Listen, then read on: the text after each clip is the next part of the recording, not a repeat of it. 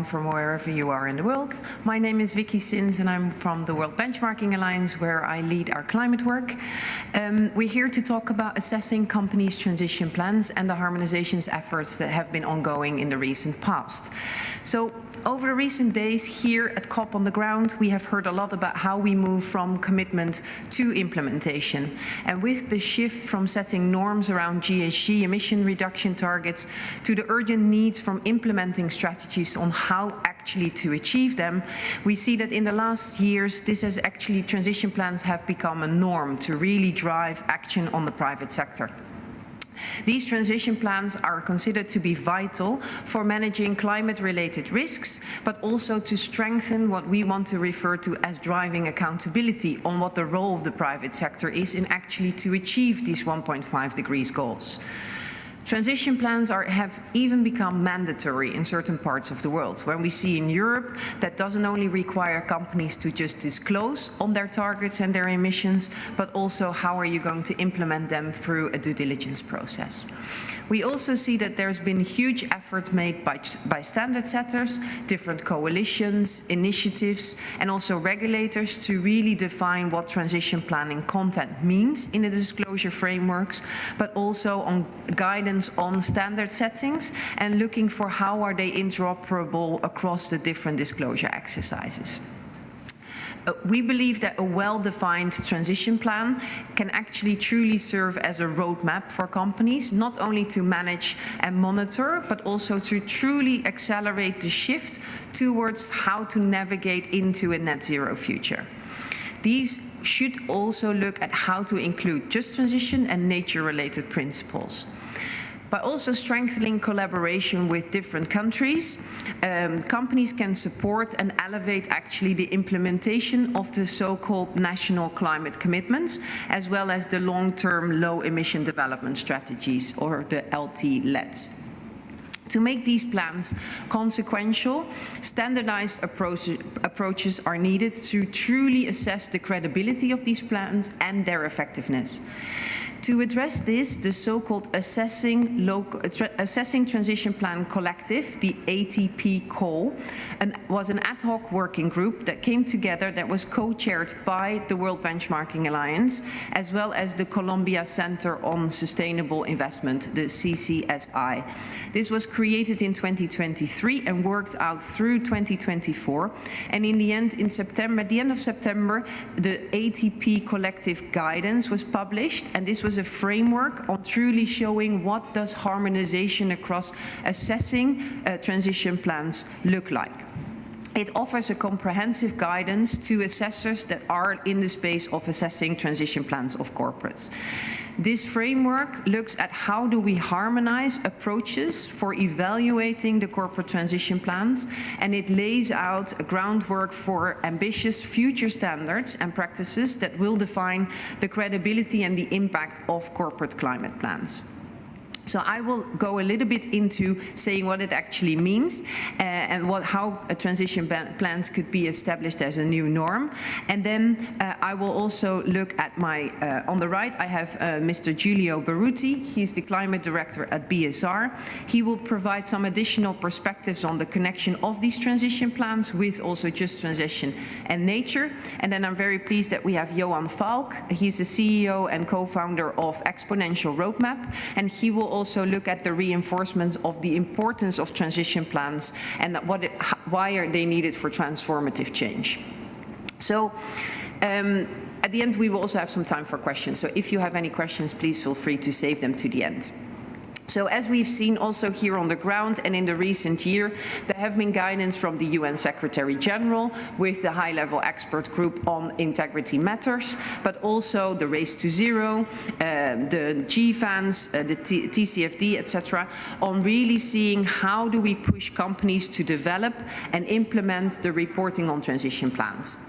The good news is that all these frameworks and standards are well defined, they're quite consensual, and most of these disclosure frameworks are interoperable, despite of some present the opposite.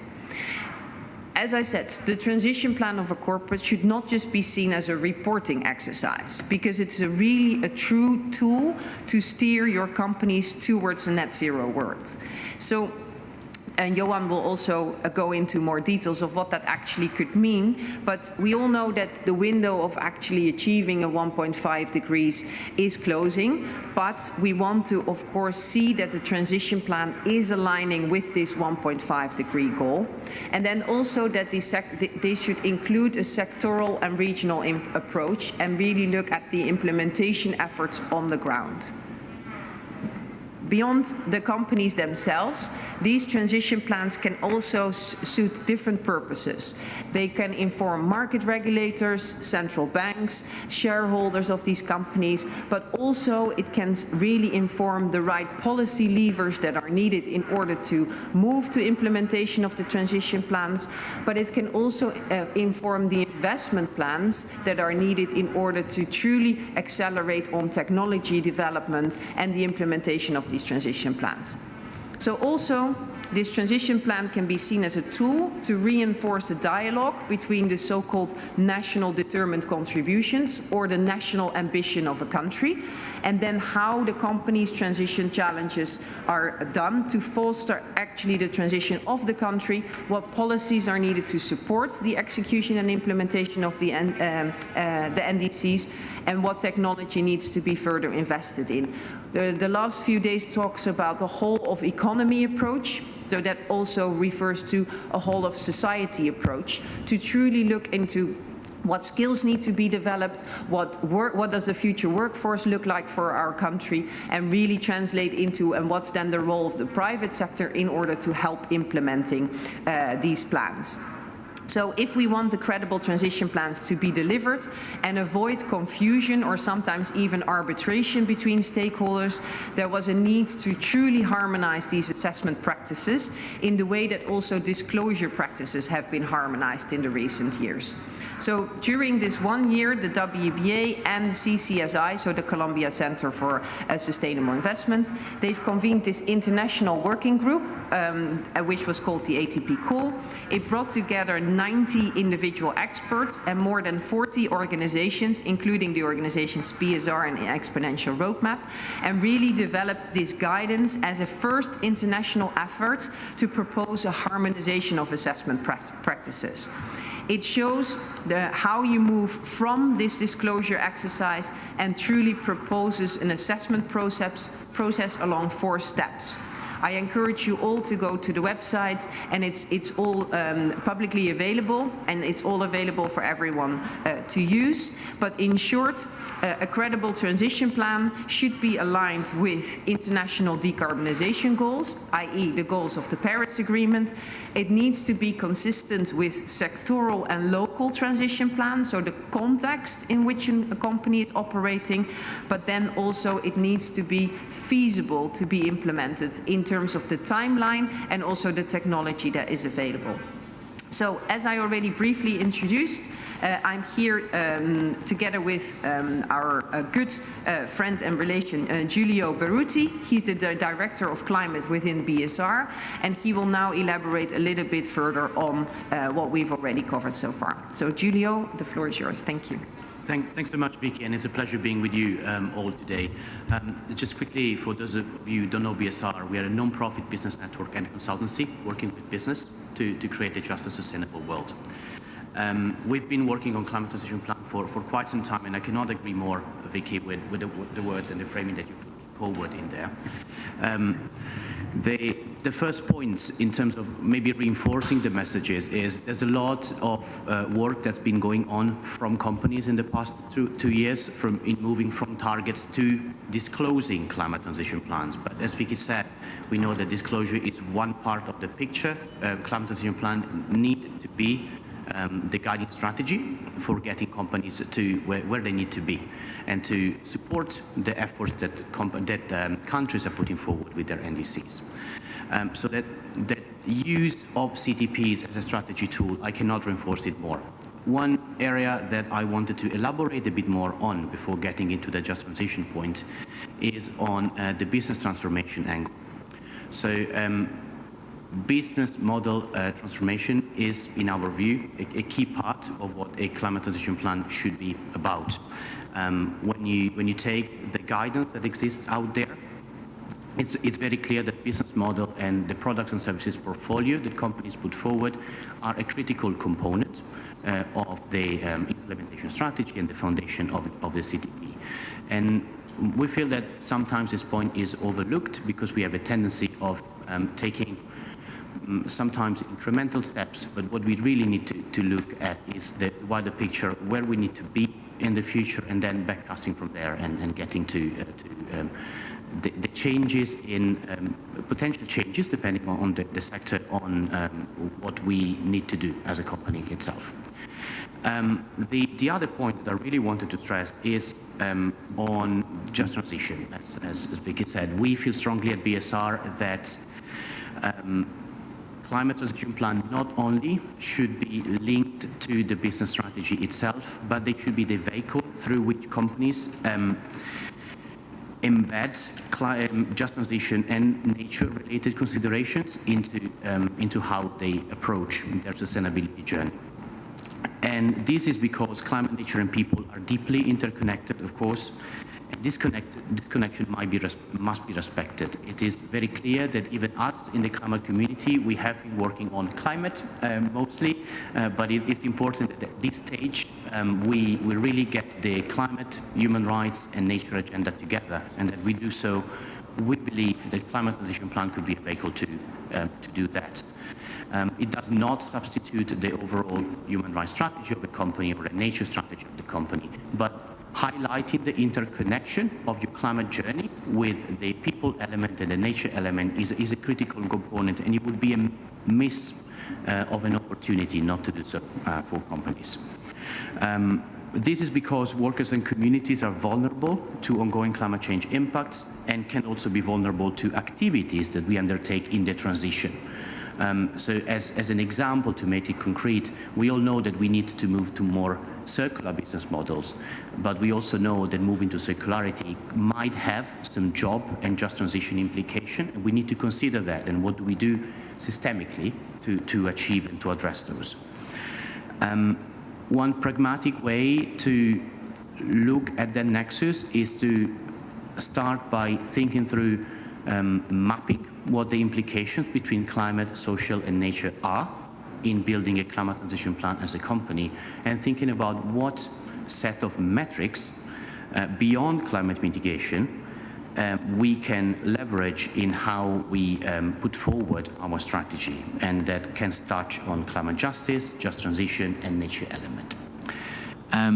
No, so as I was saying, I think I'll wrap it up right now, but the point that I was making at the end is really one way to make it operational is really to start and looking at what metrics are and what the interconnection is in terms of the people and the nature implication in the way you approach your climate strategy, and think about the trade-offs that have to be present in there and work towards minimizing them. Okay, thank you. So I'm Johan Falk. I'm the co-founder of the Exponential Roadmap Initiative. We bring together what we call the leading transformative and disruptive companies taking action to halve emissions by 2030 through exponential climate action and solutions. As stated here, transition plans is becoming business as usual. That is absolutely crucial. And while the economy, 90% of the economy have set out net zero targets, it will be essential for every company to have a transition plan, really to explain how you both can be resilient in the new world while we're transforming, but actually how you will be able to create business which can grow over time. So that's my first sort of statement, why this is becoming so absolutely essential, because it's coming both from regulation. But there are two approaches to transition plans. Either you can see it as a tick in the box, it's something that you have to do, and some companies will do that. Or you can see it as a strategic tool, basically to develop your business. And to be successful as a business, you have to integrate your transition plans, that's as far as we see it, in your business strategy. So that's completely different to how climate and nature has been handled within most companies so far.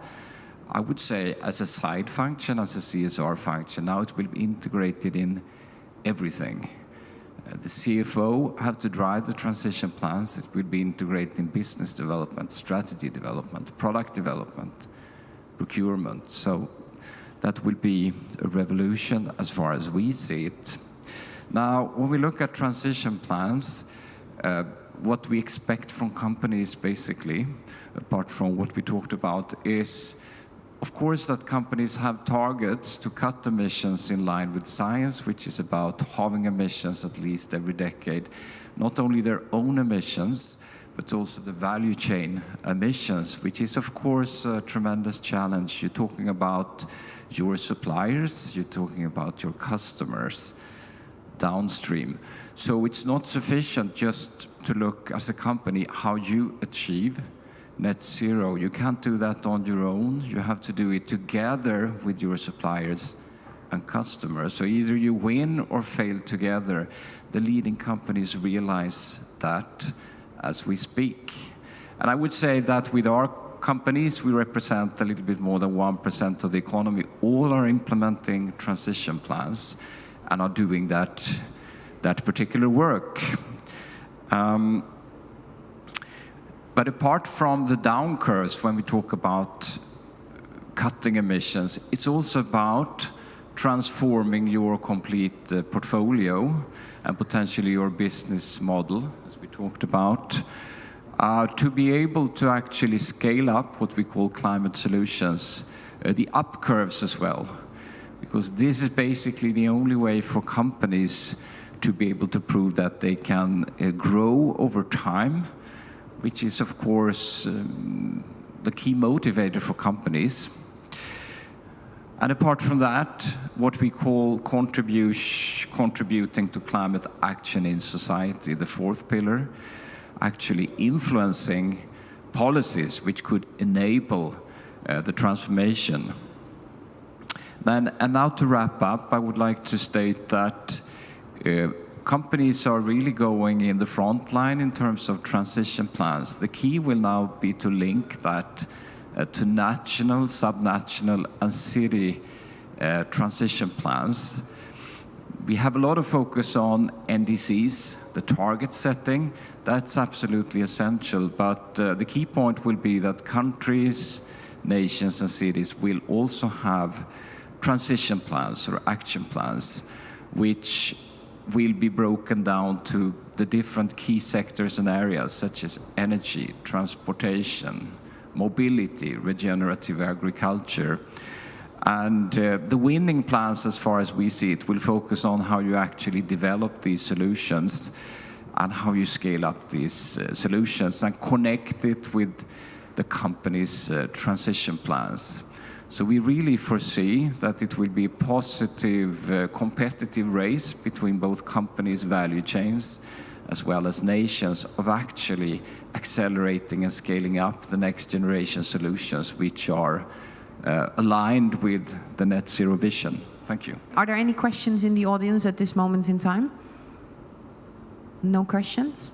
Okay, then I wanted to just say, you know, this publication that we've done on the ATP collective, so how do we harmonize the assessment of actually the integrity and the credibility of transition plans, can be truly used as a tool to steer the need for development of these credibility of transition plans. And to Johan's point, these can be really used to underpin the resilience of this new economy. It can be considered as a strategic tool for countries and companies on the implementation of new ambition efforts that will be set throughout the coming days and months, hopefully when we see new NDCs and ambitious NDCs coming up. They can be translated into becoming a true mapping tool for this whole of society approach, where we not only take into the change to a low carbon economy, but have a true vision of how we integrate nature and the social implications implications, to Giulio's point, into these plans and into the execution, into what is going to be the new low-carbon future that is going to be resilient for the people that are operating in it. With that, I want to thank my fellow speakers, I want to thank the audience, and I wish you all a great day. Thank you.